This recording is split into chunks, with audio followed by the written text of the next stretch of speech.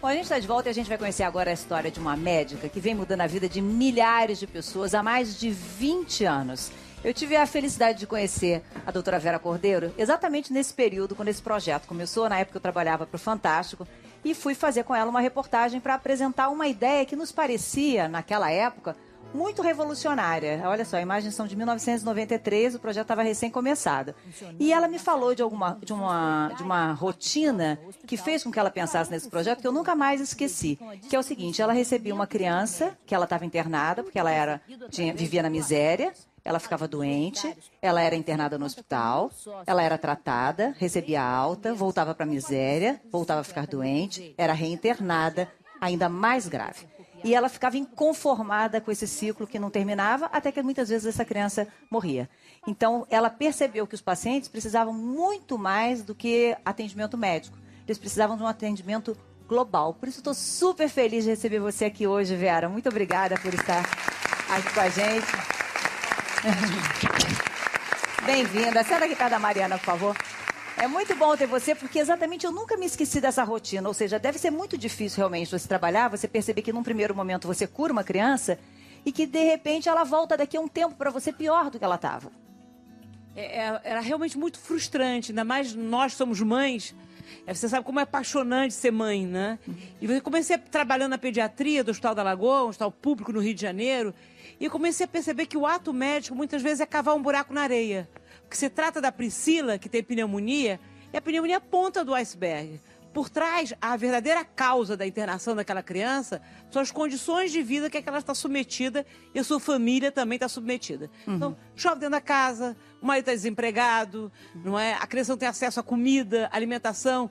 Portanto, a doença é uma desculpa para a miséria aparecer. A gente, até por isso, para conhecer melhor e explicar melhor para você esse projeto de que a Vera está falando, a Aline Prado foi até lá para mostrar um pouco desse funcionamento. Vamos ver. Olá, gente! Quem vê essa sala colorida e cheia de alegria, nem imagina que há pouco mais de 4 anos, o centro pediátrico era um lugar muito triste. Eu via muita morte, mais do que morte. Eu via mãe que me dizia assim, se eu pudesse ir no lugar da minha filha, eu iria. Mas com essa gravidade e eu sem recursos, eu prefiro que a minha filha morra. E eu entendia que a mãe estava sendo... Isso era uma forma de amor, amor profundo. Vera Cordeiro trabalhou durante 20 anos no Hospital da Lagoa, no Rio de Janeiro. 10 deles no setor pediátrico.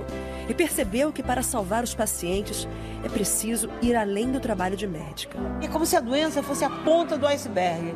Por trás, o marido está desempregado, existe violência doméstica, chove dentro da casa. Enfim, tem uma série de fatores que a doença, na realidade, é uma desculpa para a pobreza aparecer. A gente prescrevia um antibiótico e eu olhava para a mãe e percebia que não só ela não sabia ler, como ela não tinha dinheiro para comprar.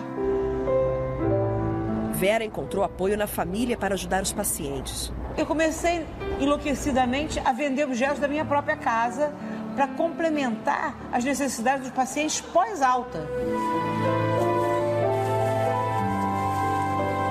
Vera e seu grupo distribuem remédios e comida, providenciam documentos e oferecem treinamento profissional para os pais. Tem uma emoção muito grande na formatura, por exemplo, delas, né? Quando elas passam a ter uma profissão, quando elas veem a saúde do filho melhorar, quando elas têm uma casa muito mais estruturada, quando elas conseguem ter um emprego realmente. Nossa! O caminho a gente já sabe. É como se a gente, ao longo dos anos, não eu, mas um grupo de 700 voluntários, funcionários, empresas, organizações da sociedade civil, nós criamos uma poderosa metodologia de inclusão dos mais pobres. Agora é distribuir. Gostei do abraço. Legal.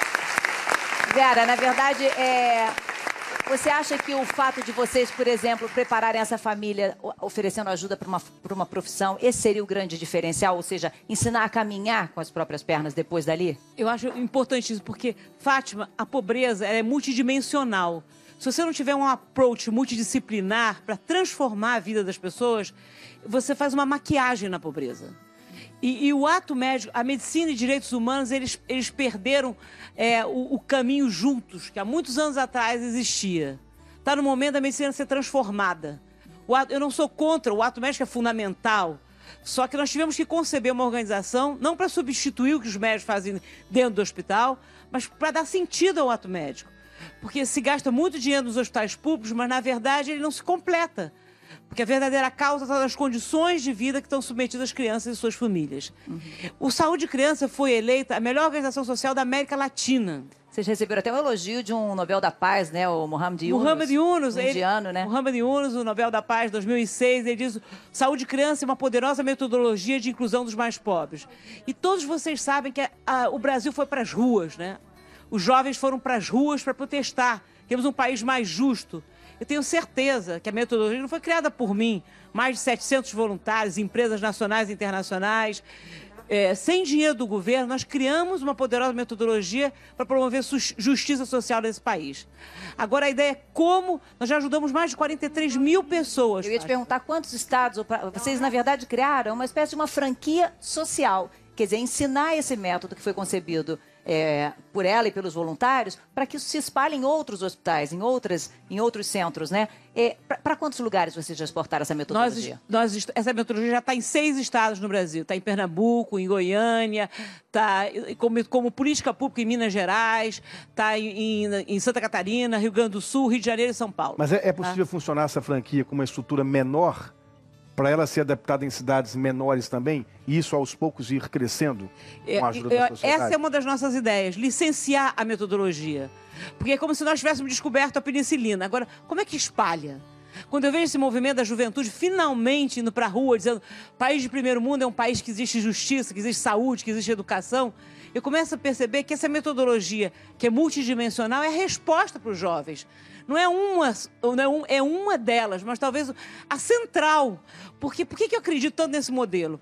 Que a gente serve o governo com dinheiro privado, com a sociedade civil. Isso. Então, na realidade, a corrupção, que é um dos grandes problemas do nosso país, ela fica afastada, porque o voluntário é um auditor. Quer dizer, organizações que têm voluntários, o voluntário dá o que ele tem de mais precioso, que é o tempo dele. Ele só fica se a organização for transparente, não só financeiramente falando, se cumprir a missão. Cai em 60% as internações hospitalares, aumenta em 35% a renda.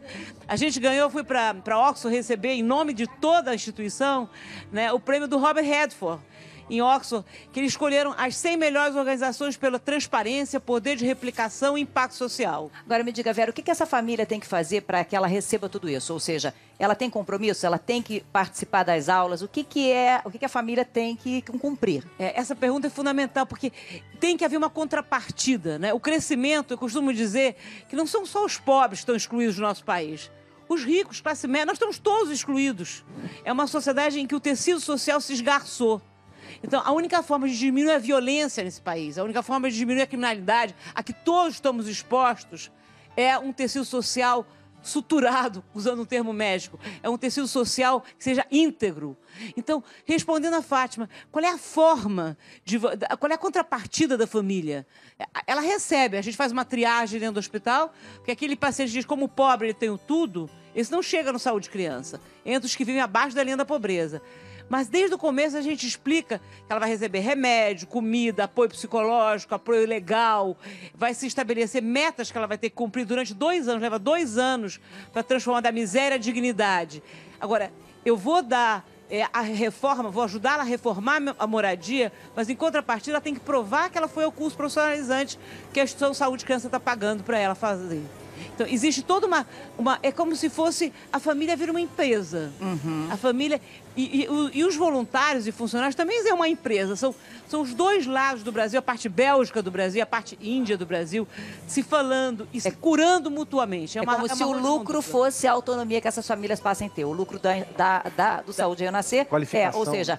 Essa família não depende mais de nós. Fátima, você na época que era Renascer, agora tem que te falar... Saúde Criança. Saúde Criança. Mudamos. É verdade. É uma ótima mudar para mudar. E você lembra, então nós somos Saúde Criança. Mas, na verdade, o lucro do Saúde Criança é a melhora e o empoderamento dessa família. Essa família se tornar, ter uma vida digna. E nós já ajudamos mais de 43 mil pessoas a ter uma vida digna. Agora, tem um outro lucro, que é o lucro da parte, o cidadão comum, nós todos. Quer dizer, eu sonho com um país que vai se voluntariar em torno dessa metodologia para mudar esse país.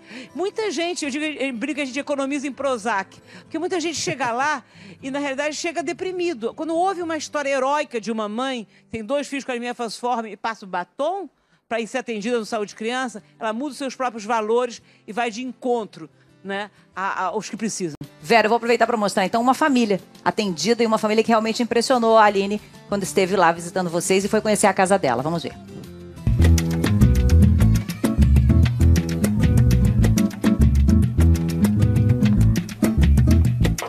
Silvana. Opa. Ô, mulher. Tudo bem?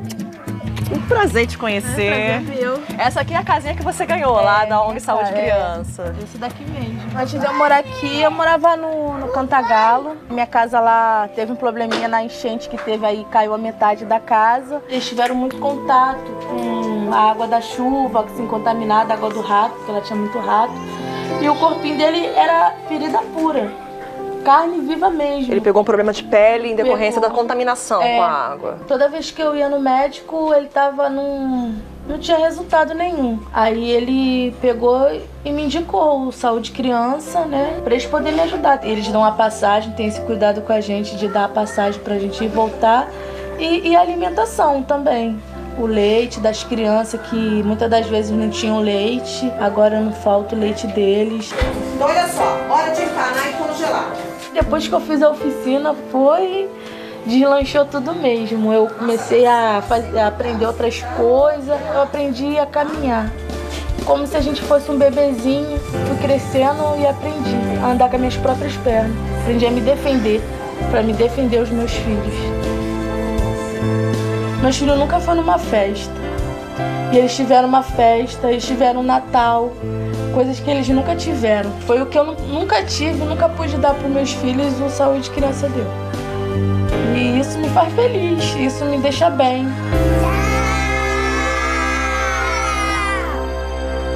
Legal, Vera.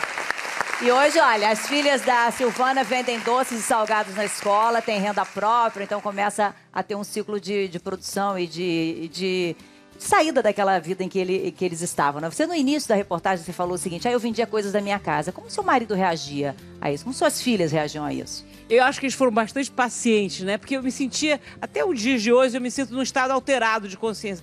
Eu acho que, na verdade, a felicidade é um sentimento global. Não dá pra dizer, a minha família vai ser feliz e o resto... O Papa esteve aqui, não é?